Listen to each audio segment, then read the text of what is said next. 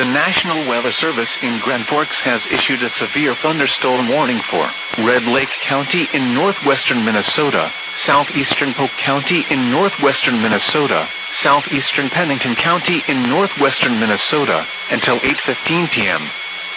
At 7:20 p.m., a severe thunderstorm was located near Plummer, or 14 miles south of Thief River Falls, moving southeast at 40 miles per hour. Hazard, golf ball size hail and 60 miles per hour wind gusts. Source, radar indicated.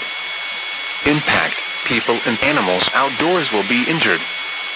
Expect hail damage to roofs, siding, windows, and vehicles. Expect wind damage to roofs, siding, and trees. Locations impacted include Fosston, Red Lake Falls, McIntosh, Oakley, Plummer, St. Hilaire, and Brooks. For your protection, move to an interior room on the lowest floor of a building. A tornado watch remains in effect until 11 p.m. For northwestern Minnesota,